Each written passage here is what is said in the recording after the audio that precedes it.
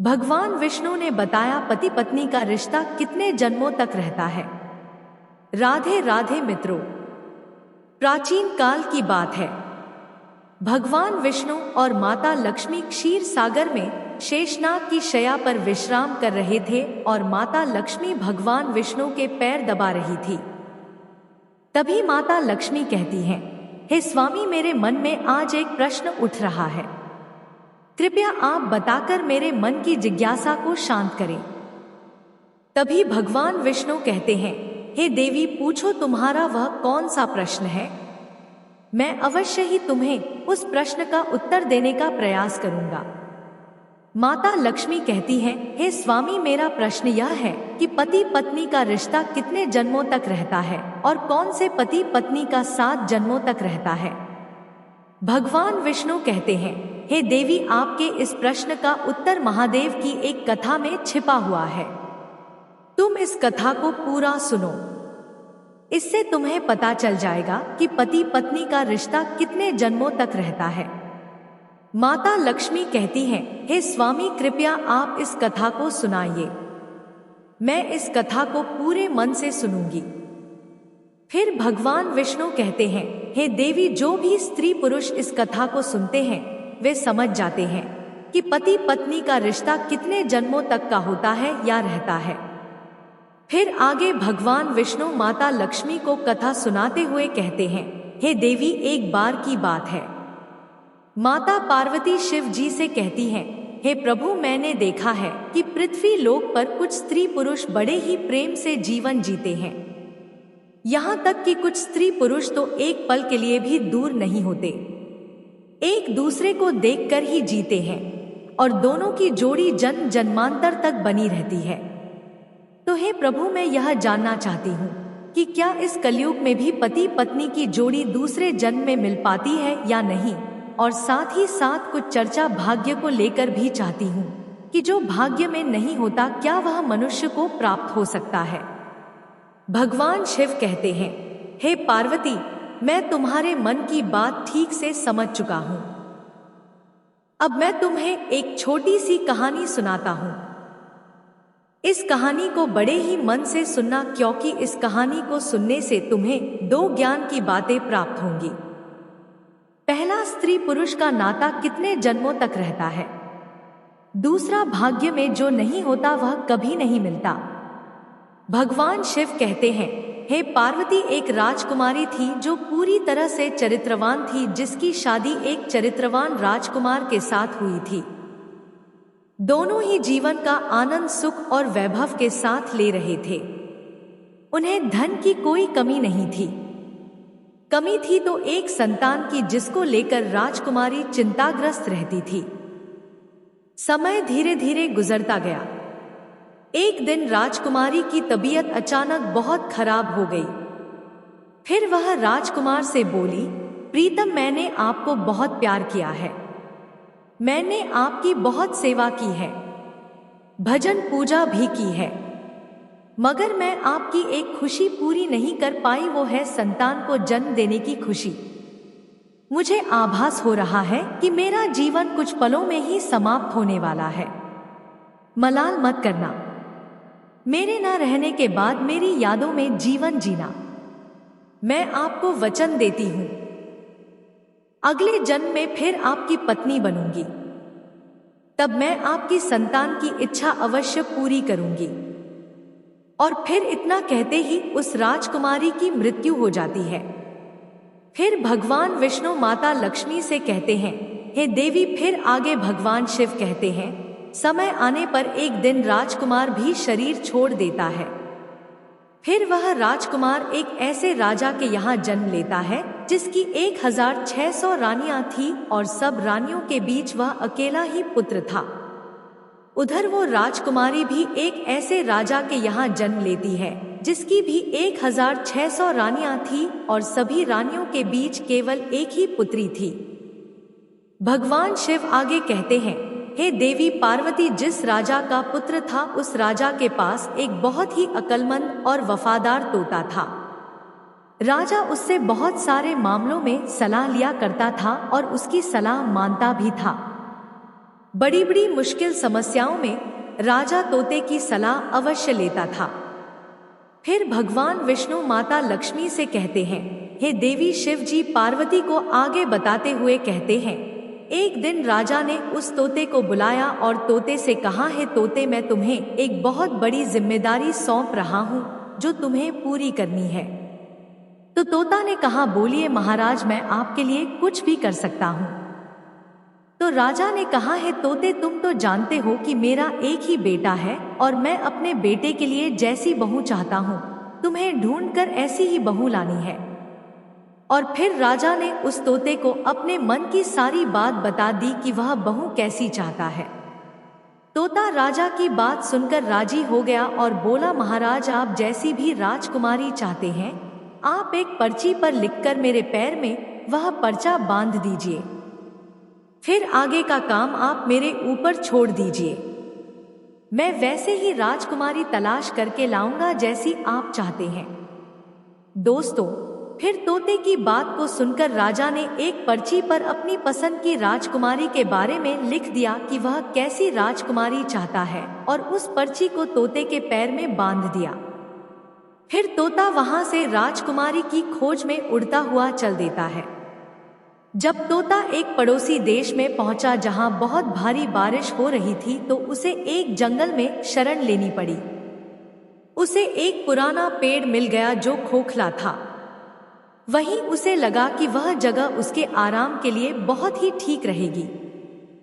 जैसे ही तोते ने उस पेड़ के खोखले हिस्से के अंदर जाने के लिए सोचा वैसे ही अंदर से एक आवाज आई, तुम अंदर मत घुसना नहीं तो तुम अंधे हो जाओगे। तोता यह डरावनी बात सुनकर उस पेड़ के खोखले हिस्से के अंदर नहीं घुसा और पेड़ की जड़ के पास उग रही एक टहनी पर जाकर बैठ गया और बारिश खत्म होने का इंतजार करने लगा। बारिश बंद होने के बाद उस खोखली जगह में से एक मैना निकली और आकर तोते के पास बैठ गई। फिर दोनों बहुत देर तक बातें करने लगे। इस बीच तोते ने मैना को सारी बात बताई कि वह कहाँ जा रहा है। तोते की बात सुनकर मैना कहने लगी, आज हमारी मुलाकात बहुत ही अच्छी रही। और फिर वह मैना तोते से आगे कहती है, आप अपने मालिक के प्रति जितने वफादार हैं मैं भी अपने मालिक के प्रति उतनी ही वफादार हूँ। आप अपने राजा के बेटे के लिए एक ऐसी राजकुमारी की तलाश कर रहे हैं जिसमें सभी गुण हो और मैं भी अपने राजा की बेटी यानी राजकुमारी के लिए ऐसे राजकुमार की तलाश में निकली हूँ जिसमें सारे गुण हो। फिर भगवान विष्णु माता लक्ष्मी जी से कहते हैं, हे देवी शिव इस कहानी को आगे बताते हुए कहते हैं, हे देवी पार्वती। फिर वो तोता कहने लगा, हमारे राजा का कहना है कि हम इसे घर की राजकुमारी लेकर आएंगे जिस राजा की 1600 रानियां होंगी, क्योंकि हमारे राजा की भी 1600 रानियां हैं। तो मैना कहने लगी, अब तो बात बन ही जाएगी क्योंकि तुम्हारे राजा की भी 1600 रानियां हैं और हमारे राजा की भी।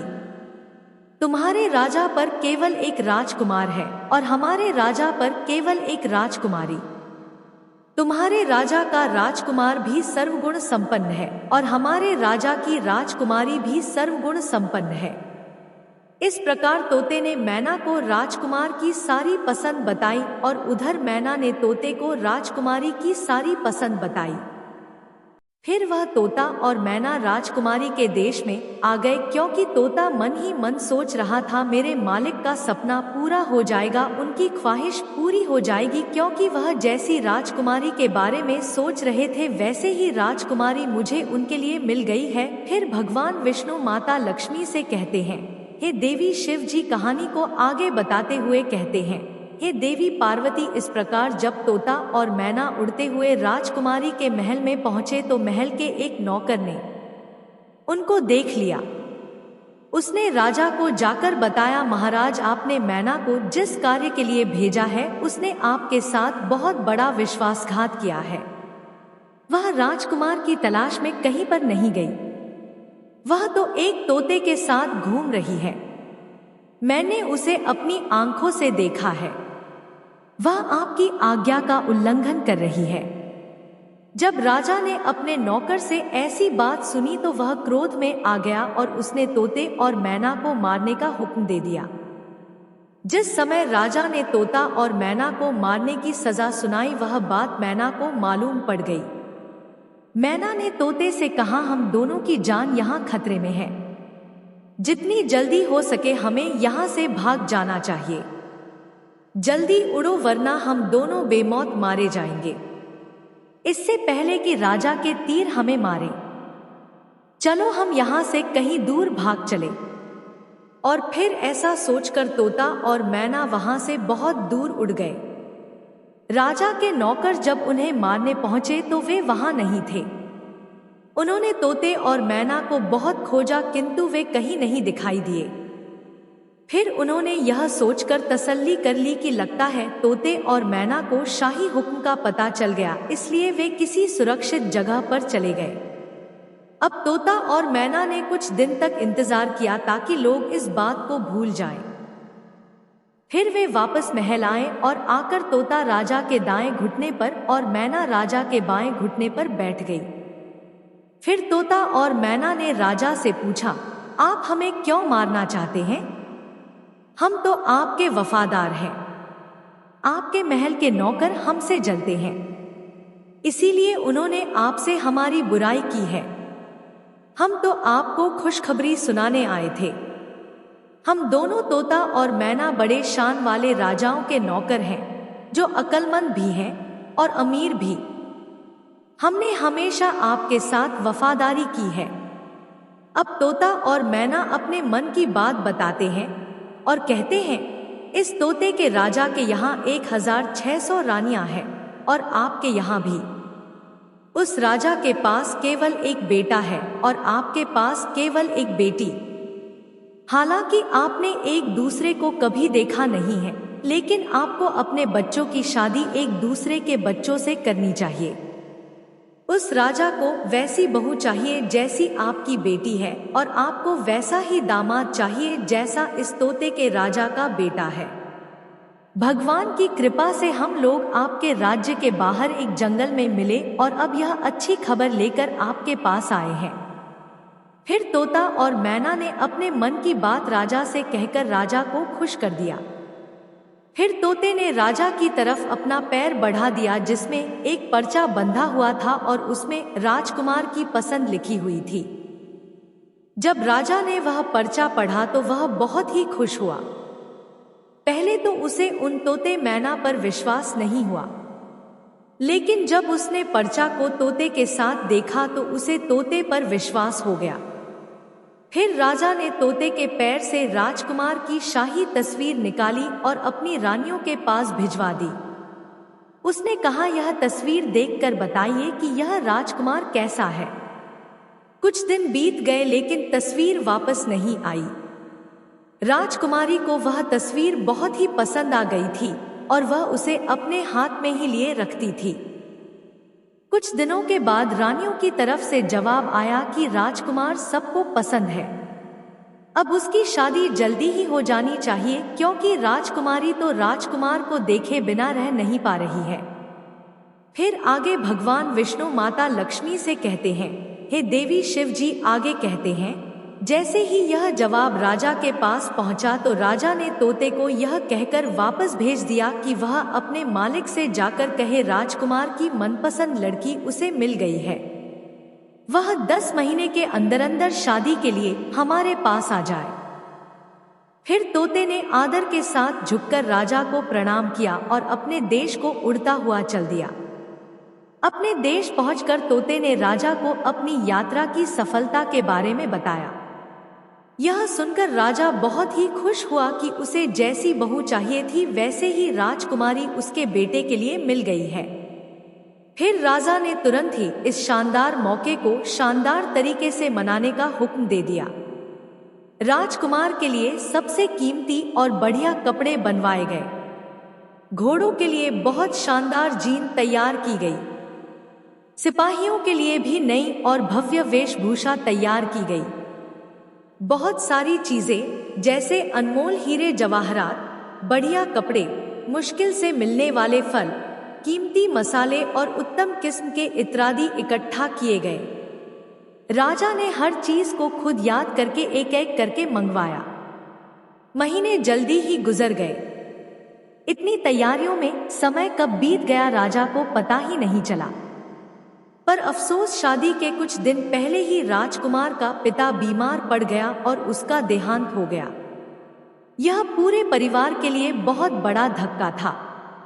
राजकुमार को अपना जाना टालना पड़ा, क्योंकि ऐसे समय पर शादी के लिए जाना अपने पिता का अपमान करना माना जाता। जैसे ही राजकुमार के पिता की मृत्यु का शोक काल समाप्त हुआ, राजकुमार तोते के साथ राजकुमारी से विवाह करने के लिए निकल पड़ा। उधर राजकुमारी का राज्य बहुत दूर नहीं था, इसलिए राजकुमार बहुत ही शीघ्र वहां पहुंच गया। फिर राजकुमार ने अपने डेरे राजकुमारी के महल के पास वाले बगीचे में डाल दिए। किंतु अगर वह राजकुमार उस बगीचे में ना घुसा होता तो अच्छा होता, क्योंकि वहीं उसका प्रिय तोता मारा गया। बगीचे के माली ने उस तोते को मार डाला, क्योंकि वह तोता एक आम के पेड़ पर बैठकर आम खा रहा था और वह आम राजकुमार की ओर फेंक रहा था। यह बात माली को पसंद नहीं आई और उसने क्रोध में आकर तोते को मार दिया। जैसे ही यह मुसीबत राजकुमार पर आई, कुछ ही समय बाद खबर आई कि राजकुमारी के पिता ने अपनी बेटी की शादी उससे करने से इनकार कर दिया है, क्योंकि उसका पिता मर गया था। अब बगीचे में डेरा डालने के कुछ दिन बाद राजकुमारी सैर करने के लिए बाहर जा रही थी। इत्तेफाक से वह उसी रास्ते से गुजरी जिस पर वह बगीचा था। उसने उस बगीचे की ओर नजर डाली और वहीं उसने राजकुमार को देख लिया। राजकुमारी ने राजकुमार को तुरंत पहचान लिया, क्योंकि उसकी तस्वीर अभी भी उसके पास थी। उसने उस समय तो कुछ नहीं कहा, पर सीधे अपने महल लौट आई, क्योंकि उसे अपना प्रेमी मिल गया था। उसी समय से उसे सब कुछ बहुत अच्छा लगने लगा। शाम को खाने के समय राजकुमारी ने अपने खाने में से आधा खाना खाया और बचा हुआ आधा खाना राजकुमार की तस्वीर के साथ राजकुमार को भिजवा दिया। उसने अपनी दासी से कहा कि वह राजकुमार से कहे कि वह उस खाने को खा ले, और अगर वह ना खाए तो उसमें अपनी उंगली घुसा दे। दोस्तों, फिर आगे भगवान विष्णु माता लक्ष्मी से कहते हैं, हे देवी। शिव जी पार्वती को आगे कथा सुनाते हुए कहते हैं, हे देवी। वह दासी ने वैसा ही किया। जब राजकुमार ने खाना नहीं खाया तो इस दासी ने उसे खाने की प्लेट में उंगली घुसाने के लिए कहा।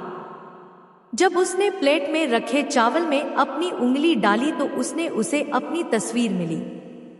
उसने सोचा कि राजकुमारी तो मुझे प्रेम करती है। ऐसा सोचकर उसने अपने हाथ बढ़ाए और एक चिट्ठी राजकुमारी के नाम लिखी और उसे उस दासी को देकर वापस भेज दिया। जब वह दासी राजकुमारी के महल में पहुंची और राजकुमारी ने वह चिट्ठी देखकर पढ़ी, तो उसके मन में राजकुमार से मिलने की तीव्र इच्छा जाग उठी। उसने आधी रात को अश्वियों से भरा एक थैला लिया और उस बगीचे की ओर चल दी जहां पर राजकुमार ठहरा हुआ था। राजकुमारी बोली, तुम आश्चर्य में मत पड़ो। मैं तुम्हें बहुत प्यार करती हूँ और इसीलिए मैं छिपकर तुम्हारे पास आई हूँ। मेरे पिता तुमसे मेरी शादी की इजाजत नहीं देंगे।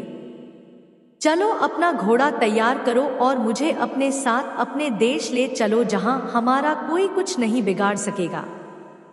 फिर राजकुमार और राजकुमारी दोनों ही एक घोड़े पर सवार होकर राज्य से बाहर निकल गए। वे एक ऐसे स्थान पर पहुंच गए जहां पर उनकी जान बहुत बड़े खतरे में पड़ गई। वे जिस जिस नगर में पहुंचे वहां एक जादूगरनी रहती थी। उसकी भी एक बेटी थी। जैसे ही उसकी बेटी ने राजकुमार को देखा, वह राजकुमार से प्रेम कर बैठी और उससे विवाह की दृढ़ प्रतिज्ञा कर ली। अब वह जादूगरनी मन में सोचने लगी कि शादी राजकुमार के साथ कैसे होगी। फिर उसने एक तरकीब सोची। उसकी बेटी भी यही सोचने लगी कि आखिर मेरी शादी इस राजकुमार से कैसे हो सकती है। फिर उसने भी एक तरकीब सोची और अपनी माँ से कहा कि राजकुमार और राजकुमारी को अपने घर खाने के लिए बुलाओ। अपनी बेटी की बात मानकर जादूगरनी ने राजकुमार और राजकुमारी को अपने घर भोजन के लिए बुलाया। जब राजकुमार और राजकुमारी उस जादूगरनी के घर पर गए तो जादूगरनी ने राजकुमार को एक कमरे में बुलाया और उसके गले में रस्सी का फंदा डाल दिया। फंदा डालते ही राजकुमार एक भैंसे के रूप में बदल गया।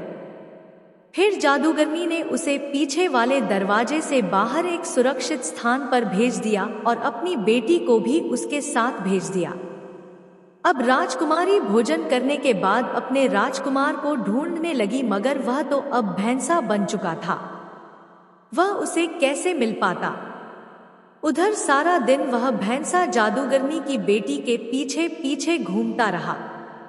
वह लड़की जहां भी जाती भैंसा उसके पीछे जाता।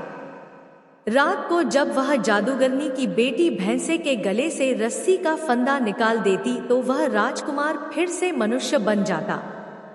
लेकिन जैसे ही सुबह होती वह फिर से रस्सी का फंदा उसके गले में डाल देती और वह फिर से भैंसा बन जाता। दिन भर वह उसके साथ बाहर घूमता रहता। उधर राजकुमारी को राजकुमार से मिले कई दिन बीत गए थे।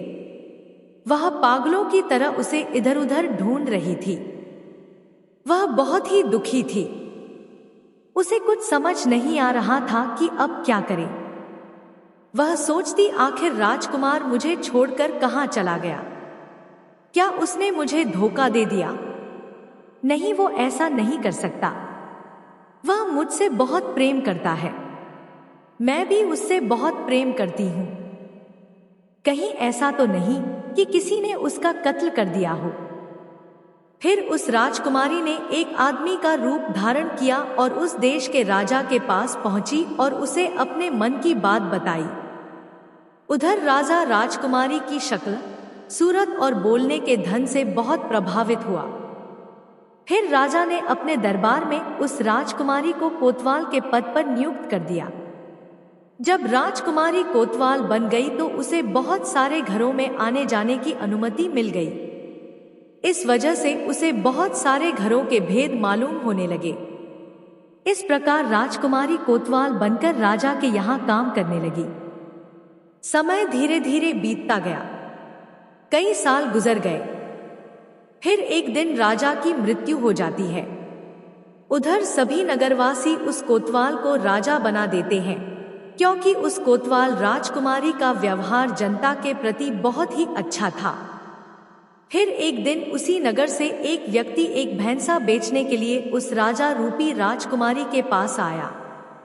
राजा रूपी राजकुमारी ने उस व्यक्ति का भैंसा खरीद लिया। वह भैंसा बहुत ही काम का था। वह किसी भी खोई हुई चीज को सूंघ कर बता सकता था। फिर एक दिन अचानक वह भैंसा कहीं गुम हो गया। राजा ने उस नगर में सूचना भिजवा दी कि इस नगर में जितने भी भैंसे हैं सबको यहाँ पर इकट्ठा किया जाए। उधर यह सूचना उस जादूगरनी के पास भी पहुंची। अब सभी नगर के भैंसे राजा के सामने एकत्रित हुए, मगर उस जादूगरनी ने अपना भैंसा, जो कि वास्तव में एक राजकुमार था, राजा के दरबार में नहीं भेजा। जब सैनिकों ने राजा रूपी राजकुमारी को यह बात बताई कि जादूगरनी ने अपना भैंसा नहीं भेजा तो वह एकदम से भड़क गई। उसने आदेश दिया कि उस भैंसे को जबरदस्ती दरबार में लाया जाए। जैसे ही सैनिकों ने उस भैंसे के गले में पड़ी हुई रस्सी को जोर से खींचा, वैसे ही वह रस्सी उसकी गर्दन से निकल गई और रस्सी निकलते ही वह भैंसा, जो वास्तव में राजकुमार था, अपने असली रूप में लौट आया। फिर तो उस राजकुमारी रूपी राजा का सपना साकार हो गया। वह दौड़कर राजकुमार के गले लग गई। उसने उस जादूगरनी बुढ़िया को पकड़वाकर कारागार में डलवा दिया। राजा रूपी राजकुमारी ने सभी नगरवासियों से कहा, मुझे अपने राजकुमार से मिलने के लिए एक आदमी का रूप लेना पड़ा था। मैं एक औरत हूँ, इसलिए आज से आप सभी हमारे राजकुमार को अपना राजा और हमें अपनी रानी समझो। इस प्रकार नगरवासियों में खुशी की लहर दौड़ पड़ी। उन्होंने उस राजकुमार को अपना राजा और राजकुमारी को अपनी रानी स्वीकार कर लिया। अब इधर वह राजकुमार राजा बना और वह राजकुमारी रानी। फिर उस जादूगरनी की बेटी को रानी ने कैदखाने में डलवा दिया, क्योंकि उसने पूर्व जन्म में अपने पति को झूठा दोष लगाकर एक राजा की कैद में डलवा दिया था। इसलिए उसे भी अब राजा की कैद का सामना करना पड़ा। राजा और रानी एक दिन घूमने के लिए निकले। जब वे जंगल से होकर गुजर रहे थे तो एक पेड़ के पास खड़े होकर आराम करने लगे। वह पेड़ कई साल पुराना था। उसी पर राजकुमार और राजकुमारी ने अपने पूर्व जन्म में एक प्रेम चिन्ह बनाया था, जो अब भी सुरक्षित था। जैसे ही उनकी नजर उस प्रेम चिन्ह पर पड़ी, उन्हें अपने पूर्व जन्म की सारी घटनाएं याद आ गई। उन्हें पुराना जीवन, पुरानी बातें सब याद आ गई और उनके जीवन में एक खुशी की लहर दौड़ पड़ी। राजकुमारी ने कहा, मुझे सब कुछ याद आ गया। मैं आपको बहुत प्रेम करती थी, आप भी मुझे बहुत प्रेम करते थे। मैंने आपकी बहुत सेवा की थी। केवल मुझे एक ही मलाल था कि मैं आपकी खुशी के लिए एक संतान को जन्म नहीं दे सकी। लेकिन इस जन्म में फिर हम दोनों एक होकर मिले हैं, पति पत्नी के रूप में। यह हमारा प्रेम था, इसीलिए हम फिर मिले। मुझे पूरा विश्वास है कि इस जन्म में ईश्वर हमारी अवश्य सुनेगा और आपको संतान का सुख अवश्य मिलेगा। फिर समय धीरे धीरे गुजर गया। पूर्व जन्म के जो भी अधूरे भाग्य थे, वे भी इसी जन्म में पूरे हो गए। रानी ने गर्भधारण किया और समय आने पर एक सुंदर पुत्र को जन्म दिया। इस प्रकार एक पत्नी ने अपने अगले जन्म में आकर अपने पति को पुनः प्राप्त किया और उसके सुख के लिए एक पुत्र रत्न को भी जन्म दिया। दोस्तों, फिर आगे भगवान विष्णु माता लक्ष्मी से कहते हैं, हे देवी शिव जी पार्वती जी से कहते हैं, हे देवी, इस कथा से यह ज्ञान प्राप्त होता है कि यदि स्त्री और पुरुष आपस में सच्चा प्रेम करते हैं और तनिक भी विरोधाभाव नहीं रखते तो ऐसे पति पत्नी का रिश्ता जन्म जन्मांतर का होता है। यदि स्त्री पुरुष को धोखा देती है तो उसे भी धोखा मिलता है, और यदि पुरुष स्त्री को धोखा देता है तो उसे भी धोखा मिलता है। इसलिए पति पत्नी का रिश्ता अटूट विश्वास का होता है। जो स्त्री पुरुष विश्वास की डोर मजबूत रखते हैं, वे 7 जन्मों तक पति पत्नी के रूप में मिलते हैं। उनकी पूर्व जन्म की शेष बची हुई इच्छा को भी भाग्य की देवी पूरी करती है। जैसे कि राजकुमारी को अपने अगले जन्म में वही राजकुमार पति के रूप में मिला और उसे संतान का सुख भी प्राप्त हुआ। दोस्तों, आगे भगवान विष्णु माता लक्ष्मी से कहते हैं, हे देवी, इस कथा से दूसरा ज्ञान यह प्राप्त होता है कि भाग्य में जो नहीं होता वह कभी नहीं मिलता। जादूगरनी की बेटी का चरित्र ठीक नहीं था। वह अपनी जादुई शक्ति से राजकुमार को हासिल करना चाहती थी, लेकिन राजकुमार उसके भाग्य में नहीं था। इसलिए वह चाहे जितनी चालें चली, वह राजकुमार को हासिल नहीं कर सकी। राजकुमार केवल उस राजकुमारी के भाग्य में था।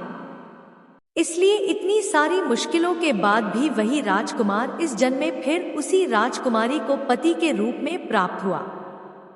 फिर आगे भगवान विष्णु माता लक्ष्मी से कहते हैं, हे देवी, ऐसे पति पत्नी का रिश्ता जन्म जन्मांतर का होता है। इसलिए इस रिश्ते में विश्वास बनाए रखना चाहिए और पूरी तरह एक दूसरे के प्रति चरित्रवान रहना चाहिए। जो चीज भाग्य में नहीं होती वह चाहे कितना भी प्रयास कर लो नहीं मिलती। इसलिए कभी भी गलत रास्ता अख्तियार नहीं करना चाहिए, अन्यथा इसके बुरे परिणाम भुगतने पड़ते हैं। जैसे कि उस जादूगरनी की बेटी को हमेशा के लिए राजा ने कैदखाने में डलवा दिया और उसका सारा जीवन उसी कैद में गुजर गया। आपको हमारी वीडियो पसंद आई हो तो हमारे चैनल को लाइक और सब्सक्राइब करें। कमेंट बॉक्स में जय श्री हरि विष्णु अवश्य लिखें। राधे राधे।